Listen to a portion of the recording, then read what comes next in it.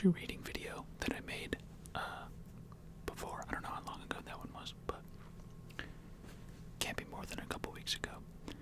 And I really liked making that video. You know, it was fun to go through the poems and read them. And for this video, I'm going to be using the same book that I used. The Better Than Gold collection of poems.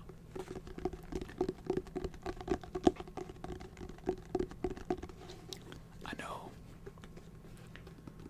well, I don't know how many of you actually enjoyed that video, but I enjoyed making a lot, and like I said, I want to keep making videos that I enjoy, so that's what I'm gonna do, right?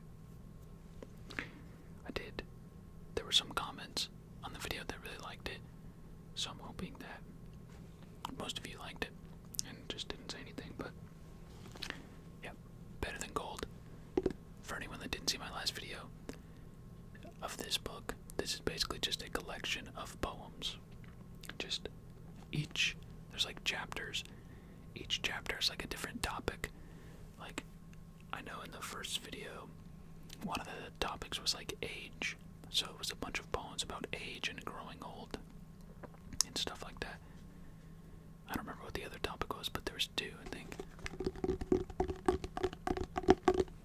And another reason I'm making a part 2 to this is because I really like this book. I really like the tapping sounds it makes. And if you want to know how I got this book, a little backstory about it, go watch part 1 of this video. My first poetry reading video. Go watch that, and I talk about how I got this from a Renaissance fair, and where I got it, why I got it, all that. So, without further ado, I'm gonna jump in and start reading some of these poems. And the first section of this video is about the arts. A-R-T-S, the arts. So, here we go.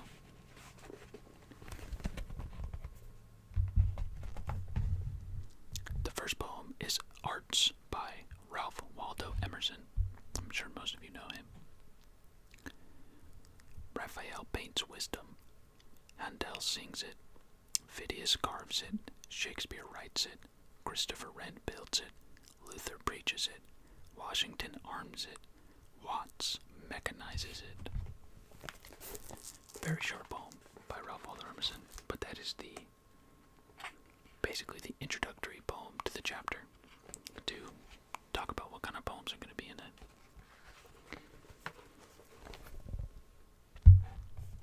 Next up, this poem does not have a title, but it was written by Charlotte Cushman. Charlotte Cushman. To me, it seems that when God conceived the world, that was poetry. He formed it, and that was sculpture. He varied and colored it, and that was painting.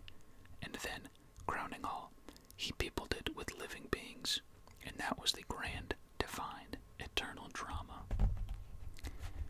It's pretty good. Next up, I don't think this one has a title either. Yeah, but it's by Robert Browning, and it says, "For don't you mark, we're made so that we love, first when we see them painted, things we have passed, perhaps 100 times, nor cared to see, and so they are better painted, better to us, which is the same thing. Art was given for that. God uses us to help each other so, lending our minds out." I believe that one is an excerpt from something, not really like a standalone poem, but I don't really know.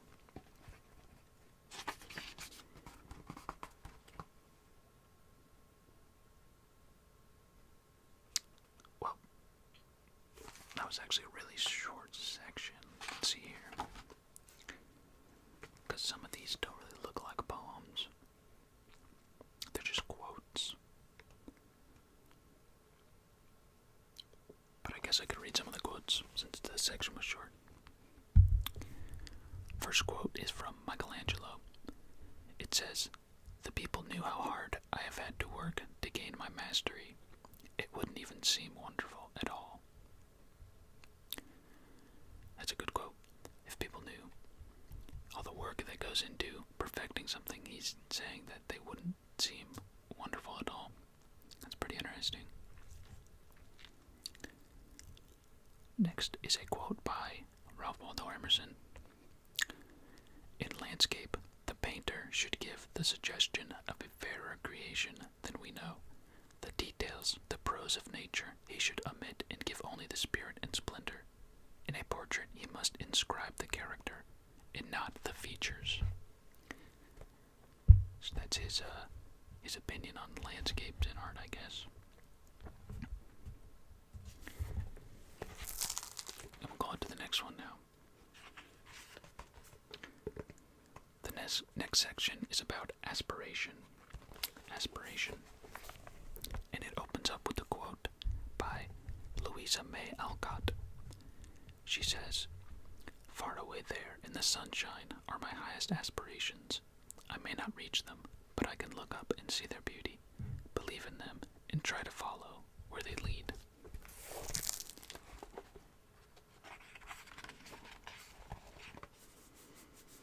This one is mostly poems, so we'll have some content here. First up is two short poems. The first one is by Robert F. Kennedy, and it does not have a title. It says, "Some men see things as they are and say, why? I dream things that never were and say, why not?" Second one is by Anderson M. Scruggs, and he says, "Yet after brick and steel and stone are gone, and flesh and blood are dust, the dream lives on." So they're talking about, like the chapter said, it's about aspirations, I think this will be a lot of interesting ones in here. The next one does not have an author, but it does have a title, and it is called Dream Peddlery. If there were dreams to sell, what would you buy? Some cost a passing bell, some a light sigh that shakes from life's fresh crown, only a rose leaf down. If there were dreams to sell, merry and sad to tell, and the crier rang the bell, what would you buy? A cottage lone and still, with bowers high, nigh, shadowy, my woes to still, until I die. Such pearl from life's rest crown, fain would I shake me down, were dreams to have at will. This would be, this would, best heal my ill, this would I buy. That one was kind of confusing. Not too sure what it was talking about.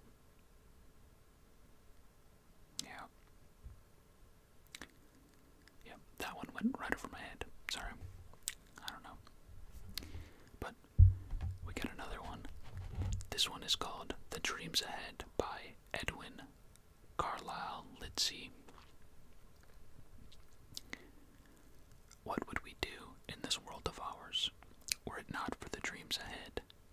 For thorns are mixed with the blooming flowers, no matter which path we tread, and each of us has his golden goal, stretching far into the years, and ever he climbs with a hopeful soul, with alternate smiles and tears. That dream ahead is what holds him up, through the storms of a ceaseless fight, when his lips are pressed to the warm wood's cup, and clouds shut out the light. To some it's a dream of high estate, to some it's a dream of wealth, to some it's a dream of truce with fate, and a constant search for help. To some it's a dream of home and wife, to some it's a crown above. The dreams ahead are what make each life, the dreams and faith and love. I like that one. Saying, basically, what's the point of life without dreams, I guess?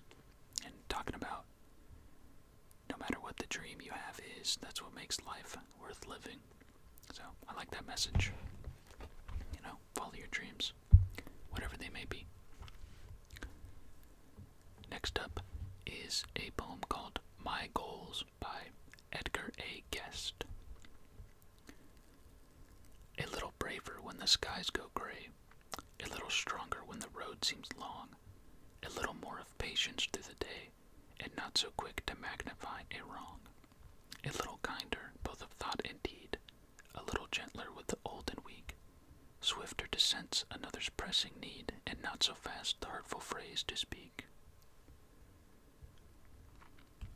These are my goals, not flung beyond my power, not dreams of glory, beautiful but vain, not the great heights where buds of genius flower, but simple splendors which I ought to gain.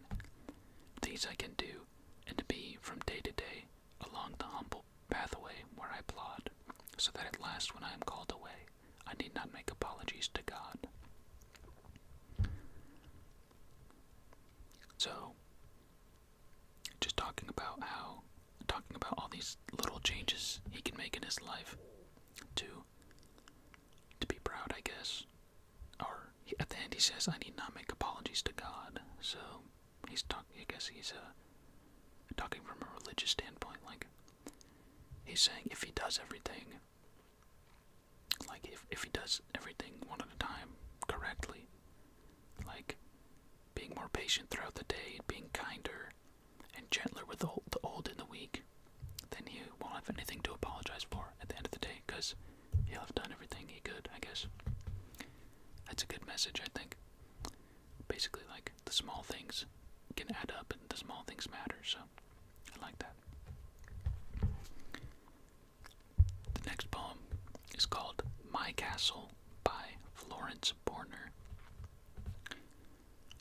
Fast within the walls of somewhere, on the stream of by and by, I can see its turrets rising, close against the distant sky.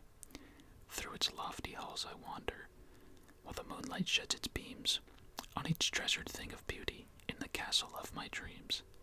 Could I take you to my stronghold, you would ask that you might stay, where the birds in joyful chorus chant the songs of yesterday, where the golden light of fancy, like some distant beacon, gleams, guiding on to scenes of rapture in the castle of my dreams.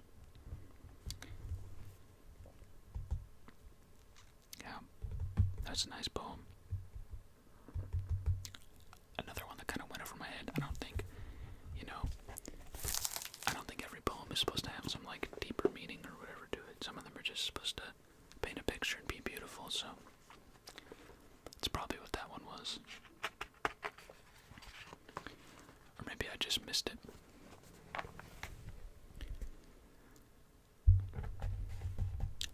Next up is a poem called Aspiration by Anne Charlotte Lynch. The planted seed, consigned to common earth, disdains to molder with the baser clay, but rises up to meet the light of day, spreads all its leaves and flowers and tendrils forth, and bathed and ripened in the genial ray, pours out its perfume on the wandering gales, till on the fragrant breath its life exiles. So this immortal gem within my breast would strive to pierce the dull, dark clod of sense, with aspirations winged and intense, would so stretch upward in its tireless quest, to meet the central soul, its source, its rest. So in the fragrance of the immortal flower, high thoughts and noble deeds, its life it would outpour. Another nice one. I'm not exactly a poetry expert, so some of these kind of go over my head a little bit, but I do enjoy reading them, because nevertheless I think they're all really nice to read. Next up we have a poem called The Cry of the Dreamer by John Boyle O'Reilly. I am tired of planning and toiling in the crowded hives of men, heart weary of building and spoiling and building again, and I long for the dear old river, where I dreamed my youth away, for a dreamer lives forever, and a toiler dies in a day. I am sick of the showy seeming of a life that is half a lie, of the faces lined with scheming, and the throng that hurries by. From the sleepless thoughts endeavor, I would go where the children play, for a dreamer lives forever, and a thinker dies in a day. I can feel no pride but pity for the burdens that rich endure. There's nothing sweet in the city but the patient lives of the poor, patient lives of the poor.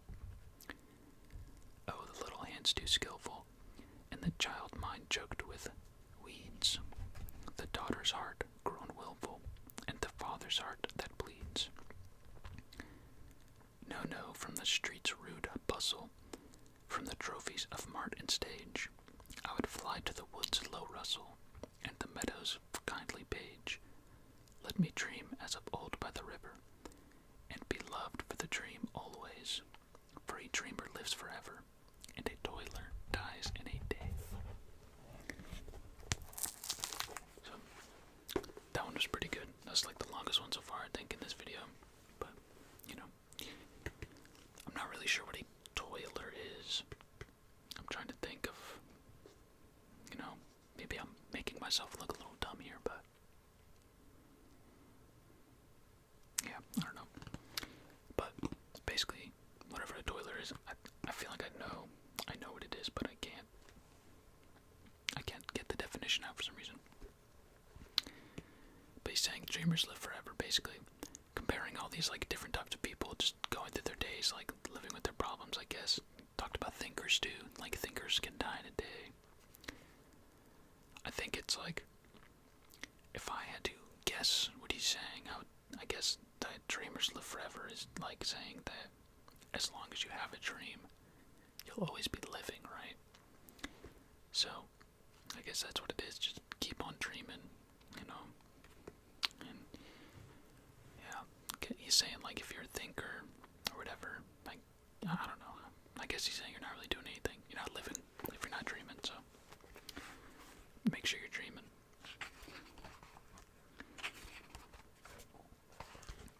The next section is called Books, and it opens up with a small poem by Emily Dickinson. There is no frigate like a book to take us lands away, nor any coursers like a page of prancing poetry. This traverse may the poorest take, without a press of toll. How frugal is the chariot that bears a human soul. That's pretty good. I like that one. Talking about how books can take you away like man-made things. Like, well, I guess books are man-made. Things that literally take you away cannot take you anywhere as good as a book can, is what she's saying.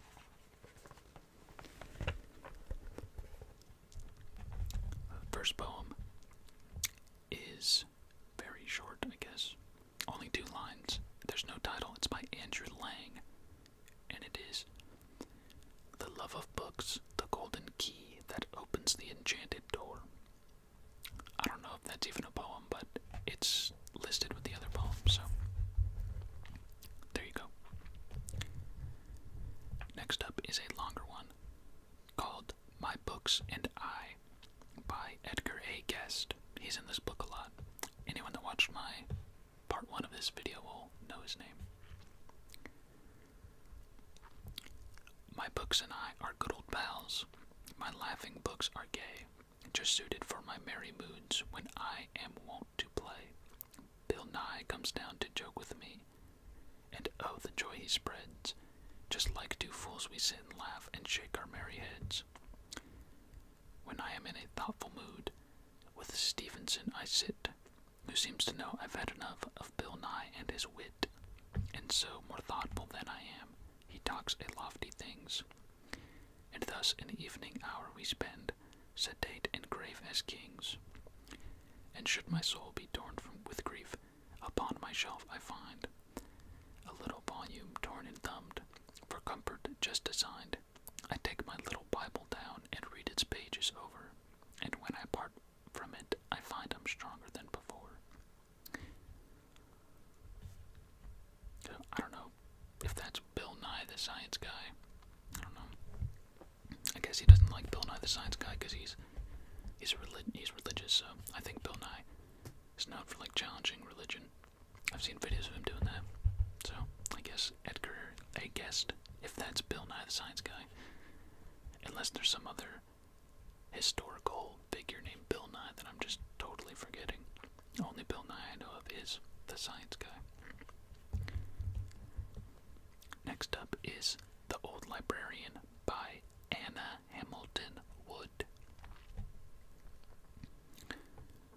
I watched him one day, going through a shelf, caressingly forgetful of himself and all around him. Very well, I knew he could not see the titles, but he threw a touch of ownership into his hand as if he still were privileged to command their journeyings. I paused to read his face.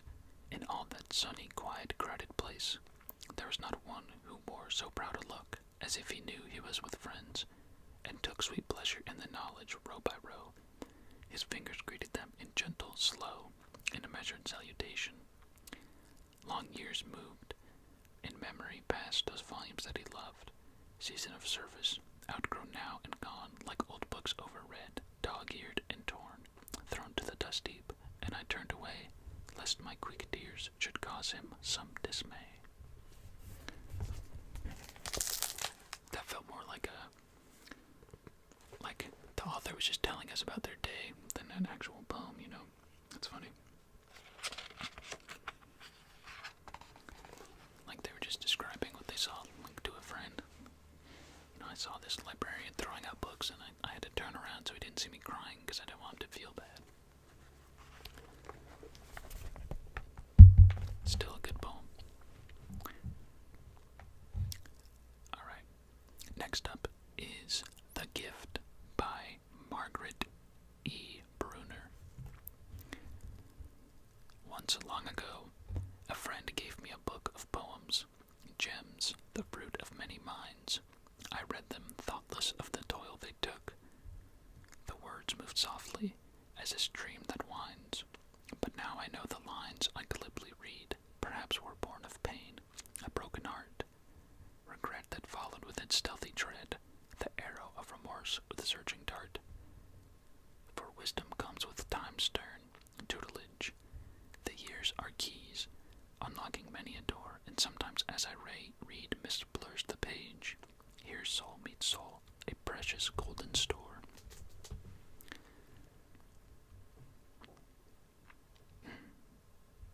That was pretty good. I'm trying to yeah. It kinda lost me towards the end. Like it's kinda comparing books with nature and other things, and yeah, I don't know. I guess it's just talking about how valuable a book can be, I guess. I think this next one is going to be the last poem in this video, and that is The Library, A Glorious Court by J. Fletcher.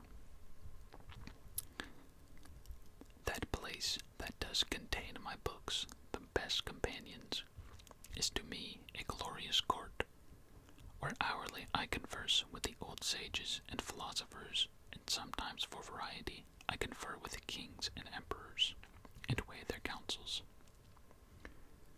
calling their victories, if unjustly got, unto a strict account, and in my fancy deface their ill-planned statues. Can I then part with such constant pleasures, to embrace uncertain vanities? No. Be it your care to augment your heap of wealth, it shall be mine, to increase in knowledge, lights there for my study.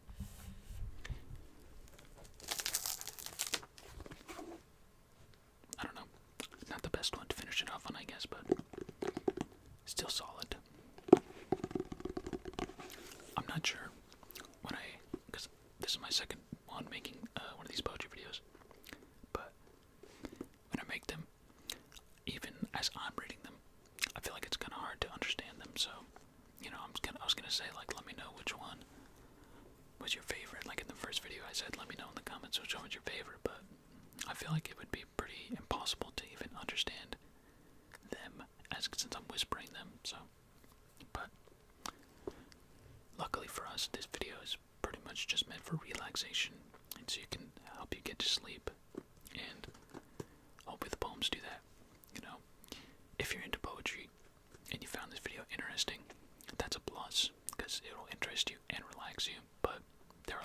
out there that find poetry and stuff like that pretty boring, so maybe it helps you get to sleep faster in that sense. You know, whatever helps you feel relaxed or get to sleep at the end of the day. That's what I'm here for. That's what my channel's all about, so thank you so much for watching. Hope you enjoyed this poetry video. Let me know if you would like to see a part 3, because we are barely into this book. I know it doesn't look too thick, but each page has can have as many as 7 poems on it, so yeah, there's a lot more content in this book to go through. And maybe we'll reach the end one day on this channel. It would be my first time reaching the end, because yeah, most of these, every time I read one pretty much in these videos, it's the first time I've read it. When I first got the book, I only read it a little bit, so, but yeah, thank you guys for your support, and I hope this video was relaxing for you, or it helped you get to sleep, and I'll see you in the next one. Good night.